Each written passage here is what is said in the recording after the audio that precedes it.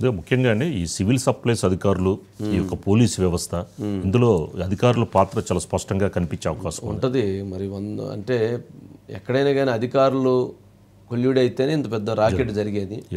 ఈరోజు ఫైనల్గా ఏంటంటే ఈ మొత్తం జరిగినటువంటి అంశాల విషయంలో ఈరోజు చంద్రబాబు నాయుడు గారు, పవన్ కళ్యాణ్ గారు, ముఖ్యమంత్రి గారు, ఉప ముఖ్యమంత్రి గారు సుమారు 2 గంటల పాటు భేటీ అయ్యారు. ఈ 2 గంటల పాటు భేటీ అయినటువంటి అంశంలో కీలకంగా అర్ధగంట సేపు 30 నిమిషాలు ఇదే అంశం గురించి చర్చించడం జరిగింది. మొన్న వెళ్ళినటువంటి అంశం, ఆ అంశంకు సంబంధించి ఏం జరిగింది, ఆయన ఏం అబ్జర్వ్ చేశారు, అంటే అసలు వీటికి సంబంధించి ఏం చేస్తే బాగుండిద్ది అనేటువంటి దాంట్లో చూస్తే పంచపాండవులు 5గురు ఎవరైతే ఉన్నారో పంచపాండవులకు సంబంధించినటువంటి ఈ మొత్తం ఇన్వెస్టిగేషన్ ప్రక్రియ జరగాలి అని చెప్పి ఒక బలమైన నిర్ణయానికి రావటం, ఎవరైతే ఈ తప్పు చేస్తున్నటువంటి మాఫియాను మాత్రం ఉపేక్షించకుండా తాట తీయాలి అనేటువంటి దానికి నిర్ణయానికి వచ్చారు. ఇక నుంచి వీటన్నిటి మీద సిట్ ఏర్పాటు చేయబోతున్నారు. ఈ 2 రోజుల్లోనే సిట్ ఏర్పాటు అవబోతుంది. ఆ సిట్ ఈ మిల్స్కు సంబంధించి జరుగుతున్నటువంటి ఎక్స్పోర్ట్కు సంబంధించి ఎవరెవరు ఏమేం చేశారంటే టోటల్ రికార్డ్స్ని పరిశీలించబోతున్నారు. ఆ టోటల్ రికార్డ్స్ని బేస్ చేసుకొని ఒక్కొక్కరి జాతకాలు ఒక్కొక్కరు చేసినటువంటి అవినీతి చట్టాలని చీల్చి చెండాడబోతున్నారు. ఈ మొత్తం ఈ 2 డేస్లోనే స్టార్ట్ కాబోతుంది. మరి ఇది వాళ్ళిద్దరి మధ్య జరిగింది. మరి అదేవిధంగా ఈరోజు ఇంకొక కీలకమైనటువంటి సమావేశం జరిగింది. ఆ కీలకమైనటువంటి సమావేశం ఏంటంటే ఎవరైతే పౌర సరఫరాల శాఖ మంత్రి నాదెండ్ల మనోహర్ గారు, వ్యవసాయ శాఖ మంత్రి అచ్చెన్నాయుడు గారు, తర్వాత మరి సత్యకుమార్ గారు కూడా అటెండ్ అయినట్లున్నారు. అదేవిధంగా DG vigilance, DG law and order, వారితో పాటు ఇతర కస్టమ్స్ ఆఫీసర్స్, అట్లాగే పోర్ట్ ఆఫీసర్స్, వీళ్ళందరూ కూడా సివిల్ సప్లైస్ ఆఫీసర్స్, వీళ్ళందరూ కూడా ఈరోజు మీటింగ్కి అటెండ్ అయ్యారు. ఆ మీటింగ్ అటెండ్ అయినటువంటి దాంట్లో ఇవి కాదు విజువల్స్ వేరే ఉంటాయి ఇవి అనుకుంటా.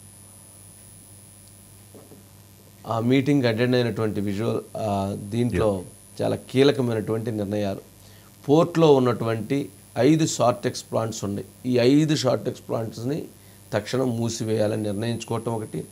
ఈ క్రైమ్ చేసినటువంటి వాళ్ళు ఇన్వెస్టిగేషన్ చేసి వీళ్ళందరూ ఆర్గనైజ్డ్ క్రైమ్ చేశారనేటువంటి కేసులు బుక్ చేయాలని. ఆర్గనైజ్డ్ క్రైమ్ అంటే 5 సంవత్సరాల పైన మినిమం శిక్ష పడుతుంది, అంతకు మించి లోపైతే ఉండదు. 5 years అబవ్ లేదా జీవితకాలం అయినా కూడా వాళ్ళు పెట్టవచ్చు. వాళ్ళ ప్రాపర్టీ సీజ్ చేయొచ్చు.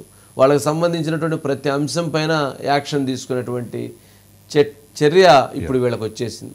ఆర్గనైజ్డ్ క్రైమ్ కింద ప్రతి ఒక్కరిని ఎప్పుడైనా దర్యాప్తుకి పిలవచ్చు, ఎప్పుడు ఎవరినైనా సరే అరెస్ట్ చేయొచ్చు, ఎప్పుడైనా సరే ఈ ప్రాపర్టీని సీజ్ చేయొచ్చు, ఎప్పుడైనా వీళ్ళ అకౌంట్స్ని బ్లాక్ చేసేటువంటి రైట్స్ని ఈరోజు సబ్ క్యాబినెట్ వాటికి సంబంధించిన నిర్ణయాన్ని తీసుకోవటం మంత్రివర్గంలో. అదేవిధంగా వీటికి సంబంధించినటువంటి దాంట్లో పోర్ట్లో ఒక స్పెషల్ ఆఫీసర్ సివిల్ సప్లైస్ సంబంధించినటువంటి వాళ్ళని కూడా పెట్టడం, అట్లాగే ఒక స్పెషల్ పోలీస్ ఆఫీసర్స్ని కూడా అక్కడ రిక్రూట్ చేసే విధంగా చర్యలు తీసుకునే విధంగా ఒక ప్రణాళికను రూపొందించడం అనేటువంటిది ఈరోజు వాళ్ళు తీసుకున్నటువంటి డెసిషన్స్లో జరిగింది.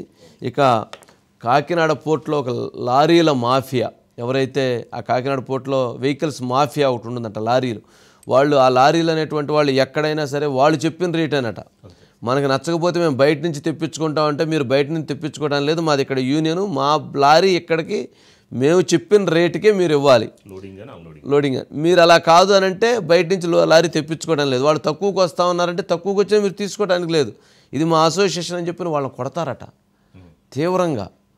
అసలు బయట నుంచి లారీ రావడం లేదంట, వీళ్ళు బయట 2000కు వస్తానంటే వీళ్ళు 4000 3000 అడుగుతారట.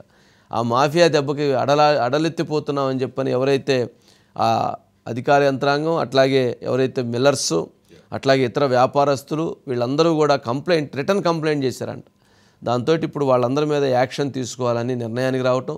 ఎవరైనా సరే అటువంటిది కనుక చట్టాన్ని అతిక్రమించి కనుక ఈ అసోసియేషన్స్లో ఎవరన్నా కానీ సభ్యులు కనుక అలా వ్యవహరిస్తే వాళ్ళ మీద క్రిమినల్ కేసులు నమోదు చేసి చాలా కఠినంగా శిక్షించాలని చెప్పని ఒక నిర్ణయానికి కూడా వాళ్ళు రావటం జరిగిందనేటువంటిది. ఇక అదేవిధంగా కాకినాడ పోర్ట్లో భద్రత పెంచడంతో పాటు ఎవరైతే సీజ్ ద షిప్ అని చెప్పని పవన్ కళ్యాణ్ గారు చెప్పారో ఆ సీజ్ ద షిప్ అనేటువంటి దాన్ని కంటిన్యూ చేయాలి. వీటికి సంబంధించిన ఆ రిపోర్ట్స్ అన్నీ కూడా వచ్చేంత వరకు షిప్ అలాగే ఉండాలి. ఆ రిపోర్ట్స్ వచ్చిన తర్వాత అప్పుడు దానిపైన నెక్స్ట్ డెసిషన్ తీసుకుందాము. 640 టన్నులు ఏదైతే ఉందో ఆ మెటీరియల్ని బయటికి తీసుకొచ్చి బయటపడేయాలి. అదేవిధంగా మిగిలినటువంటి మెటీరియల్ సంబంధించి చెక్ చేసిన తర్వాత మాత్రమే దాన్ని రిలీజ్ చేయాలనేటువంటి నిర్ణయానికి కూడా రావటం జరిగింది అని చెప్పని చెప్తున్నారు. మరి ఇవన్నీ కూడా కీలకమైనటువంటి డెసిషన్స్.